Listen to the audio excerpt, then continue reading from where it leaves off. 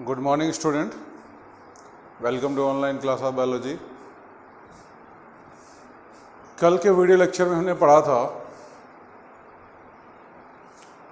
Human respiratory system का structure.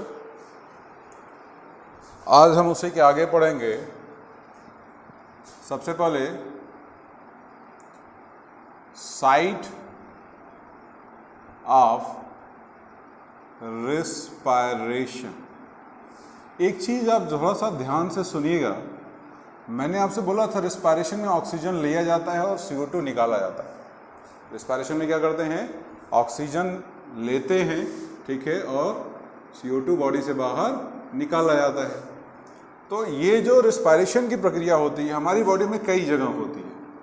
हमारी body में कई जगह होती है। पहला जो रेस्पिरेशन का प्रोसेस होता है वो होता है बिटवीन एटमॉस्फेयर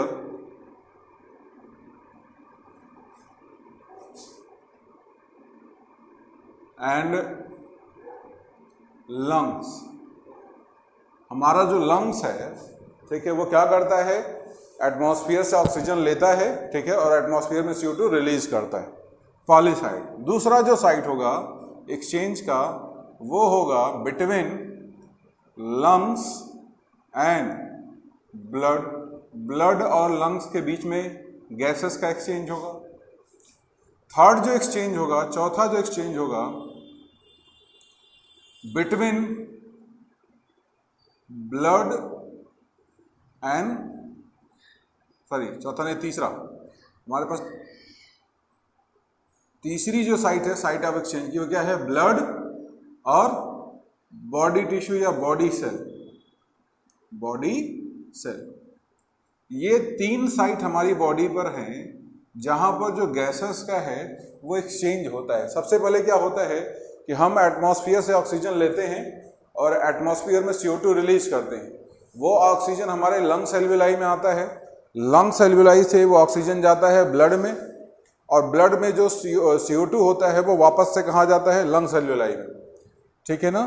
तो ये लंग्स और ब्लड के बीच में हुआ। अब ऑक्सीजन कहाँ गया? ब्लड में। देखिए पहले क्या हुआ कि ऑक्सीजन कहाँ से आया? एटमॉस्फेयर से। कहाँ आया? लंग्स में। लंग्स से कहाँ गया? ब्लड में। और ब्लड से कहाँ गया? बॉडी सेल में। अब इसी को उल्टा देखा जाए तो बॉडी सेल से कहाँ जाता है? ब्लड में। ब्लड से कहाँ जाएगा? लंग्स में। और लंग्स से कहाँ जाएगा? एटमॉस्फेयर में। यही रूट है। यही क्या है? रूट है। इसी रूट के थ्रू आपका ऑक्सीजन बॉडी सेल तक पहुंचता है जहां पर वो यूटिलाइज होता है, ग्लूकोज को तोड़ता है और एनर्जी रिलीज करता है। और यही रूट है जहां से CO2 जो होता है वो बॉडी से बाहर निकलता है। देखिए कैसे ऑक्सीजन एटमॉस्फेयर से कहाँ आया? लंग्स में। लंग्स से उसका एक्सचेंज किसके साथ हुआ? ब्लड में। तो कहाँ पहुंच गया? ब्लड में। ब्लड के साथ एक्सचेंज किसके साथ हुआ? बॉडी सेल में। तो कहाँ पहुंच गया? बॉडी सेल में। बॉडी सेल में वो यूटिलाइज हुआ, उसने ग्लूकोज को तोड़ा, क्या रिलीज किया? CO2। अब ये CO2 बॉडी सेल से कहाँ जाएगा? ब्लड में। ब्लड से कहाँ जाएगा? लंग्स में। लंग्स से कहाँ जाएगा? एटमॉस्फेयर में, ठीक है। तो ये है site of exchange of gases. ये क्या है? Site of exchange of gases, ठीक है। दूसरा हमसे कहता है अगर हम बात करें इस प्रोसेस की, तो सबसे पहले क्या होता है कि जो हमारा ऑक्सीजन है वो कहाँ से आएगा? एटमॉस्फेयर से लंग्स में आएगा, ठीक है। इसको पल्मोनरी रेस्पिरेशन बोलते हैं क्योंकि यहाँ पर लंग्स इन्वॉल्व होता है, ठीक है। सबसे पहले क्या होगा कि जो आपका लंग्स है, लंग्स एल्वियोलाई है, बाहर से क्या आया? बाहर से आया ऑक्सीजन। अंदर क्या होगा? ऑक्सीजन का कंसंट्रेशन बढ़ेगा और अंदर से बाहर क्या निकला? CO2 निकला। क्यों? क्योंकि CO2 का जो कंसंट्रेशन है वो लंग्स एल्वियोलाई में क्या है? ज्यादा, ठीक है। अच्छा, दूसरी चीज, इसी लंग्स एल्वियोलाई के साइड से एक ब्लड वेसल्स निकलती है जो कि हार्ट से आती है और हार्ट को वापस से जाती है। हार्ट से आती है, उसका नाम है पल्मोनरी आर्टरी। क्या बोलोगे? Pulmonary artery. इस पल्मोनरी आर्टरी में जो ब्लड फ्लो करता है, ये क्या फ्लो कर रहा है? इसमें फ्लो करता है ब्लड। इस ब्लड में जो ऑक्सीजन का कंसंट्रेशन होता है वो कम होता है और जो CO2 का कंसंट्रेशन होता है वो क्या होता है, ज़्यादा। और अगर हम लंग्स एल्वियोलाई में देखें तो लंग्स एल्वियोलाई में क्या है, ऑक्सीजन का कंसंट्रेशन ज़्यादा है और यहाँ से CO2 बाहर निकल रहा है, तो जो CO2 का कंसंट्रेशन क्या होगा, वो हो जाएगा, कम हो जाएगा। ज़्यादा था तो बाहर निकला और जब बाहर निकला तो CO2 का कंसंट्रेशन क्या हो गया, कम हो गया। अब अगर दोनों साइड पर देखा जाए तो यहाँ पर हमसे कहा जाएगा कि यहाँ पर बाहर से ऑक्सीजन अंदर आया तो ऑक्सीजन का कंसंट्रेशन बढ़ गया, CO2 यहाँ से बाहर गया तो ऑक्सीजन का कंसंट्रेशन क्या हो गया, कम हो गया। ये जो ब्लड है ये हमारे हार्ट से आ रहा है, हार्ट को बॉडी ने सप्लाई किया था जिसमें ऑक्सीजन का कंसंट्रेशन, क्योंकि ऑक्सीजन यूटिलाइज हुआ था तो ऑक्सीजन का कंसंट्रेशन कम है, CO2 का कंसंट्रेशन क्या है, ज़्यादा है। तो फर्स्ट साइड पर क्या होगा, डिफ्यूजन होगा। यहाँ पर क्या होगा, diffusion, movement of substance from higher concentration to lower concentration. Oxygen higher कहाँ है, लंग्स में, एल्वियोलाई में। ये क्या है आपका, एल्वियोलाई है। एल्वियोलाई में ज्यादा क्या है, ऑक्सीजन, ब्लड में कम क्या है, ऑक्सीजन। तो एल्वियोलाई से कहाँ आ जाएगा, यहाँ पर क्या होगा, यहाँ पर जो ऑक्सीजन है आपका वो ऑक्सीजन कहाँ मूव कर जाएगा, वो मूव कर जाएगा एल्वियोलाई से कहाँ पर, ब्लड में। एल्वियोलाई से कहाँ गया, ब्लड में। और जो ब्लड यहाँ से पास होता है बाहर की तरफ जाता है, इस ब्लड में अब क्या होगा, इस ब्लड में अब ऑक्सीजन का कंसंट्रेशन बढ़ जाएगा। यहाँ पर CO2 ज़्यादा है ब्लड के अंदर और लंग्स एल्वियोलाई में CO2 क्या है, कम। तो यहाँ से CO2 मूव करके कहाँ चला आएगा, यहाँ पर। ऑक्सीजन यहाँ से मूव करके कहाँ चला आएगा, यहाँ पर। तो यहाँ पर कहेंगे जो ब्लड जाएगा इसमें CO2 का कंसंट्रेशन क्या हो जाएगा, कम हो जाएगा। तो फर्स्ट एक्सचेंज हुआ कहां पर, ये आपका था एटमॉस्फेयर। ये क्या था, एटमॉस्फेयर। एटमॉस्फेयर से, ठीक है, ऑक्सीजन अंदर आया, CO2 बाहर गया और फिर क्या था, लंग्स एल्वियोलाई से जो ऑक्सीजन था वो ब्लड में आया और ब्लड से CO2 जो था वो एल्वियोलाई में गया। तो ये फर्स्ट साइट हो गया एक्सचेंज का, ये सेकेंड साइट हो गया एक्सचेंज का। अब जो ये ब्लड जा रहा है, ये ब्लड जाएगा यहां से हार्ट में। कहां जाएगा, हार्ट में। और हार्ट के थ्रू ये ब्लड सप्लाई होता है किसको, ये ब्लड सप्लाई होगा बॉडी सेल को। किसको, बॉडी सेल को। अच्छा, ये किसके थ्रू जा रहा है, ये जा रहा है ब्लड के थ्रू। और इस ब्लड में क्या ज्यादा है, ऑक्सीजन का कंसंट्रेशन ज्यादा है और CO2 का कंसंट्रेशन क्या है, कम। ठीक।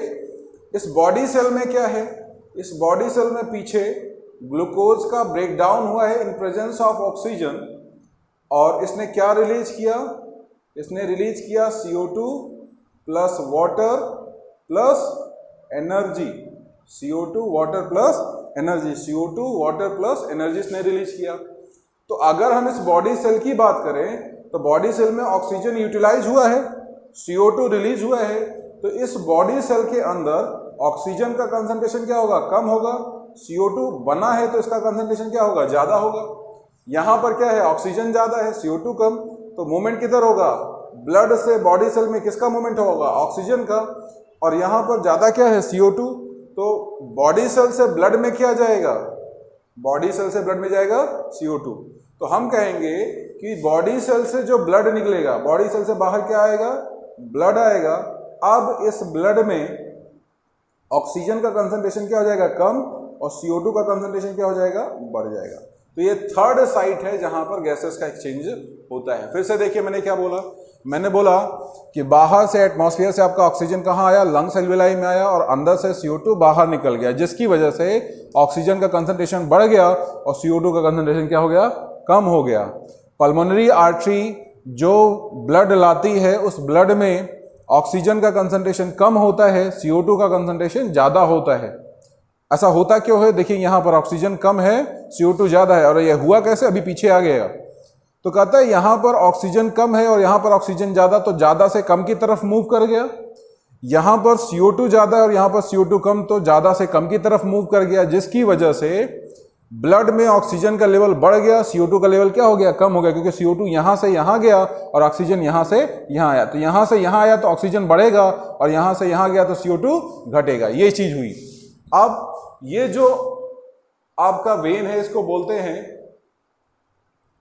पल्मोनरी वेन्स, क्या बोलते हैं, पल्मोनरी वेन्स, ये ब्लड को कहाँ ले जाती है, हार्ट में। हार्ट से ये जो आपका ब्लड है वो कहाँ आएगा, वो आपका आएगा बॉडी सेल में। और जब बॉडी सेल में आता है तो हमको पता है कि बॉडी सेल में ग्लूकोज का ऑक्सीजन की प्रेजेंस में ब्रेकडाउन होता है, जिसमें ऑक्सीजन यूज किया जाता है, CO2, वाटर और एनर्जी रिलीज होती है। तो जब आपका बॉडी सेल ग्लूकोज को ब्रेक डाउन करेगा ऑक्सीजन को यूज करके, तो ऑक्सीजन यूज होगा, तो ऑक्सीजन का कंसंट्रेशन कम होगा। CO2 रिलीज करेगा तो CO2 का कंसंट्रेशन ज्यादा होगा। तो अगर हम बॉडी सेल की बात करें तो बॉडी सेल में ऑक्सीजन का कंसंट्रेशन कम हो जाता है और CO2 का कंसंट्रेशन बढ़ जाता है। ब्लड में क्या है, ब्लड में ऑक्सीजन का कंसंट्रेशन ज्यादा है, CO2 का कंसंट्रेशन कम है, तो ब्लड से ऑक्सीजन बॉडी सेल में आएगा क्योंकि यहाँ पर कम है और यहाँ पर ज्यादा, और यहाँ पर CO2 ज्यादा है, यहाँ पर CO2 कम, तो यहाँ से कहाँ जाएगा, यहाँ पर एक्सचेंज के बाद क्या हो जाएगा, ऑक्सीजन ब्लड में कम हो जाएगा, CO2 क्या हो जाएगा, ज्यादा। ये ब्लड हार्ट को जाता है और हार्ट के थ्रू फिर पल्मोनरी आर्टरी से फिर सप्लाई होता है। तो ये 3 साइट है जहां पर गैसेस का एक्सचेंज होता है, इसको नोट कर डालिए।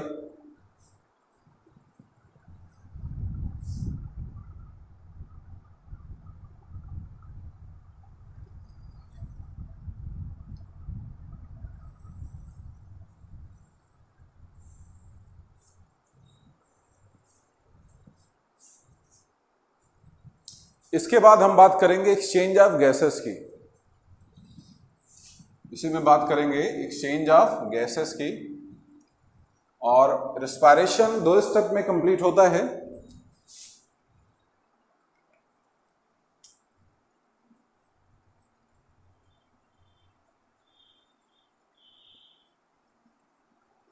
ये 2 स्टेप में कंप्लीट होता है। पहला है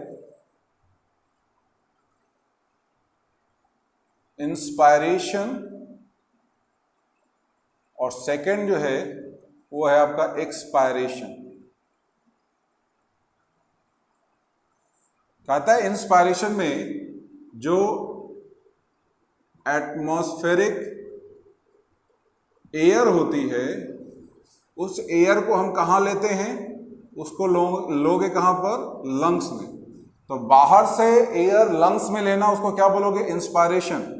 और दूसरा एक्सपायरेशन में क्या कहता है कि लंग्स में जो एयर प्रेजेंट है उस एयर को बाहर निकालना, एक्सपेल आउट, कहां पर, एटमॉस्फियर में। ठीक है, तो उसको क्या बोलोगे, एक्सपायरेशन।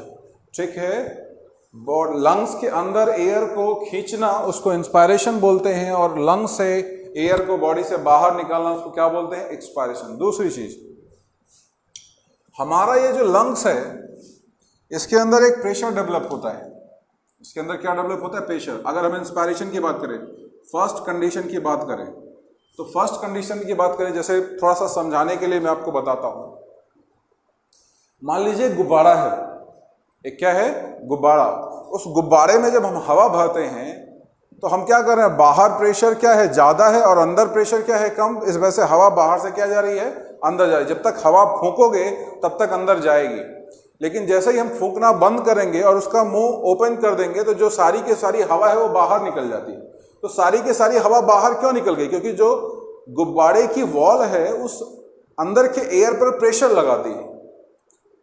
ठीक है ना, हमने जैसे बाहर से एयर फूंकना बंद किया, एयर डालना बंद किया, ठीक है, तो जो वॉल है वो वॉल क्या करेगा, प्रेशर लगाएगा, किस पर, अंदर की एयर पर, जिसकी वजह से जो एयर होती है वो बाहर निकल जाती है। तो कहने का मतलब एयर का जो मूवमेंट हो रहा है वो हायर टू लोअर हो रहा है, मतलब जिधर प्रेशर ज्यादा है उधर से कम की तरफ, high pressure to low pressure. अगर हम इंस्पायरेशन की बात करेंगे तो कहता है इंस्पायरेशन में atmospheric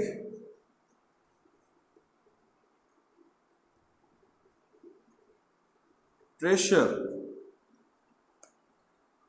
is higher than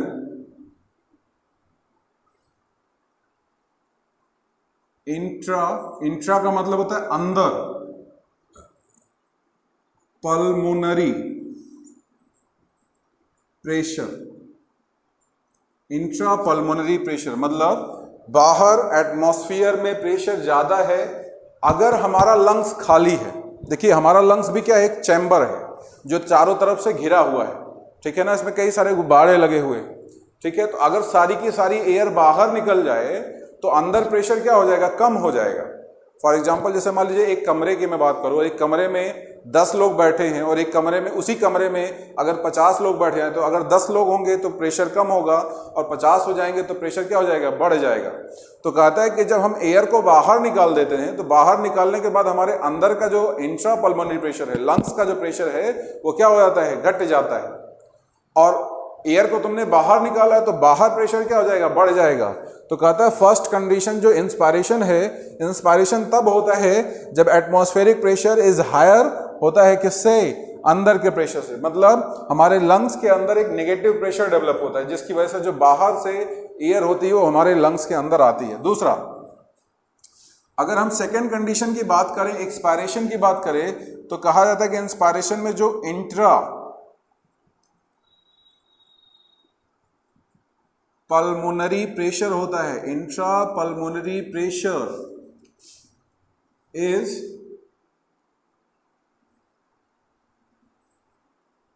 higher than atmospheric pressure.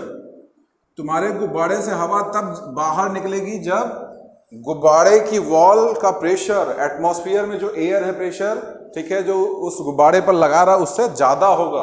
तो यहां पर कहता है अंदर का जो लंग्स का प्रेशर है जब वो ज्यादा हो जाएगा, जब हम अंदर हवा खींच करके भर लेंगे तो अंदर का जो हमारा ये स्टर्नम है, रिब्स है, पीछे वर्टिब्रल कॉलम है, ये क्या करेगा, वो प्रेशर लगाएगा, जिसकी वजह से अंदर का प्रेशर क्या हो जाएगा, बढ़ जाएगा। कहाँ के, बाहर से। तो उस कंडीशन में क्या होगा, एक्सपायरेशन होगा। तो एयर बाहर से अंदर लेना इंस्पायरेशन, अंदर से बाहर निकालना एक्सपायरेशन। इंस्पायरेशन तब होता है जब अंदर का प्रेशर बाहर के प्रेशर से कम होता है, और एक्सपायरेशन तब होता है जब अंदर का प्रेशर बाहर के प्रेशर से ज्यादा होता है। ये दो कंडीशन है, इसको याद रखिएगा, नोट कर डालिए।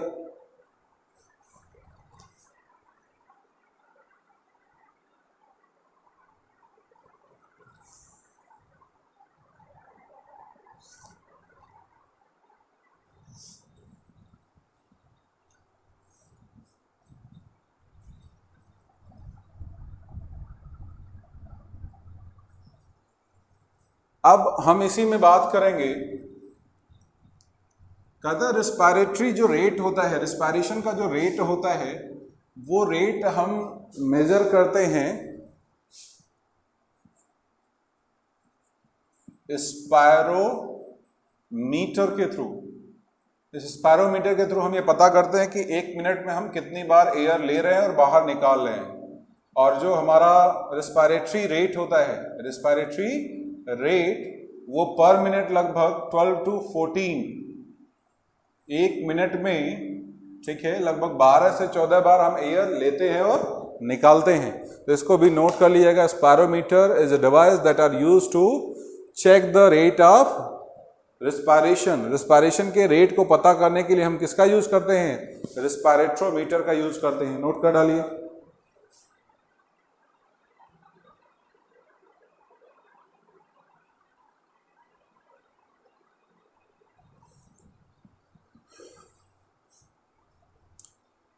अच्छा, दूसरा, अब हम इसी में मैकेनिज्म की बात करेंगे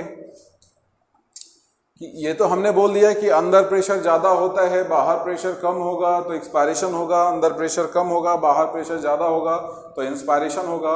लेकिन ऐसा होता कैसे, समझना है आपको, लिखने की जरूरत नहीं है, आपके एनसीईआरटी में थोड़ा सा दिया गया है। कहता है मान लीजिए मैंने एयर बाहर से अंदर लिया, मैंने क्या किया, बाहर से एयर अंदर लिया।